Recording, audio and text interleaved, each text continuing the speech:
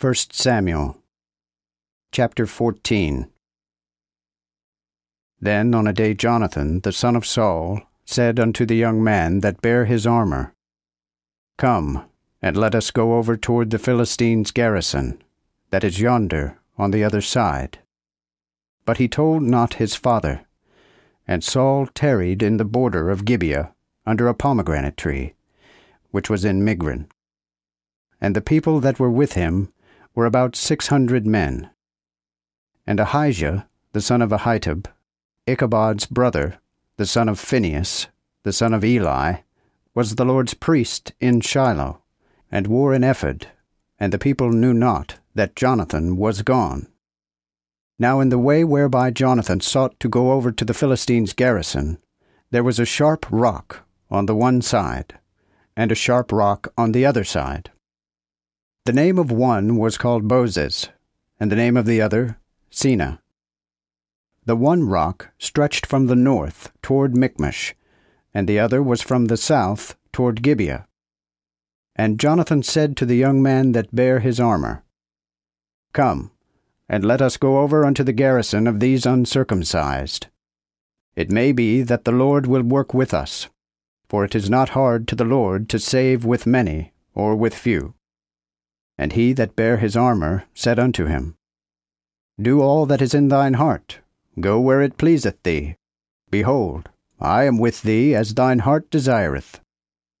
Then said Jonathan, Behold, we go over unto those men, and will show ourselves unto them. If they say on this wise to us, Tarry until we come to you, then we will stand still in our place, and not go up to them. But if they say, Come up unto us, then we will go up, for the Lord hath delivered them into our hand, and this shall be a sign unto us. So they both showed themselves unto the garrison of the Philistines. And the Philistines said, See, the Hebrews come out of the holes wherein they had hid themselves. And the men of the garrison answered Jonathan and his armor-bearer, and said, Come up to us, for we will show you a thing. Then Jonathan said unto his armor-bearer, Come up after me, for the Lord hath delivered them into the hand of Israel. So Jonathan went up upon his hands and upon his feet, and his armor-bearer after him, and some fell before Jonathan, and his armor-bearer slew others after him. So the first slaughter which Jonathan and his armor-bearer made was about 20 men, as it were within half an acre of land which 2 oxen plough. And there was a fear in the host, and in the field, and among all the people, the garrison also, and they that went out to spoil were afraid themselves. And the earth trembled, for it was stricken with fear by God. Then the watchmen of Saul in Gibeah of Benjamin saw, and behold, the multitude was discomfited, and smitten as they went.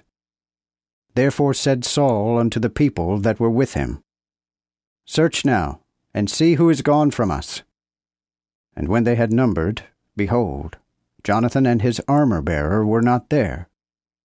And Saul said unto Ahijah, Bring hither the ark of God. For the ark of God was at that time with the children of Israel. And while Saul talked unto the priest, the noise that was in the host of the Philistines spread farther abroad, and increased. Therefore Saul said unto the priest, Withdraw thine hand. And Saul was assembled with all the people that were with him, and they came to the battle. And behold, every man's sword was against his fellow, and there was a very great discomfiture. Moreover, the Hebrews that were with the Philistines beforetime, and were come with them into all parts of the host, even they also turned to be with the Israelites, that were with Saul and Jonathan. Also all the men of Israel which had hid themselves in Mount Ephraim, when they heard that the Philistines were fled, they followed after them in the battle. And so the Lord saved Israel that day, and the battle continued unto Bethaven. And at that time the men of Israel were pressed with hunger. For Saul charged the people with an oath, saying, Cursed be the man that eateth food till night, that I may be avenged of mine enemies. So none of the people tasted any sustenance. And all they of the land came to a wood, where honey lay upon the ground. And the people came into the wood, and behold, the honey dropped, and no man moved his hand to his mouth, for the people feared the oath. But Jonathan heard not when his father charged the people with the oath. Wherefore he put forth the end of the rod that was in his hand, and dipped it in an honeycomb, and put his hand to his mouth, and his eyes received sight. Then answered one of the people, and said, Thy father made the people to swear, saying, Cursed be the man that eateth sustenance this day. And the people were faint. Then said Jonathan, My father hath troubled the land. See now how mine eyes are made clear, because I have tasted a little of this honey. How much more, if the people had eaten today of the spoil of their enemies which they found? For had there not been now a greater slaughter among the Philistines? And they smote the Philistines that day, from Michmash to Aijalon. And the people were exceeding faint. So the people turned to the spoil, and took sheep, and oxen, and calves, and slew them on the ground, and the people did eat them with the blood. Then men told Saul, saying, Behold, the people sin against the Lord, in that they eat with the blood. And he said, Ye have trespassed. Roll a great stone unto me this day. Again Saul said, Go abroad among the people, and bid them bring me every man his ox, and every man his sheep, and slay them here, and eat, and sin not against the Lord in eating with the blood.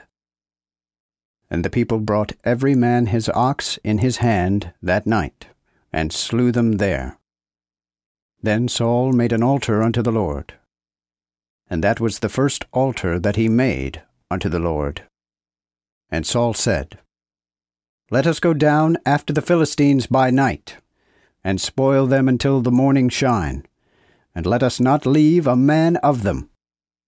And they said, Do whatsoever thou thinkest best. Then said the priest, Let us draw near hither unto God. So Saul asked of God, saying, Shall I go down after the Philistines? Wilt thou deliver them into the hands of Israel? But he answered him not at that time. And Saul said, All ye chief of the people, come ye hither, and know, and see by whom this sin is done this day. For as the Lord liveth, which saveth Israel, though it be done by Jonathan my son, he shall die the death. But none of all the people answered him. Then he said unto all Israel, Be ye on one side, and I and Jonathan my son will be on the other side. And the people said unto Saul, Do what thou thinkest best. Then Saul said unto the Lord God of Israel, Give a perfect lot. And Jonathan and Saul were taken, but the people escaped.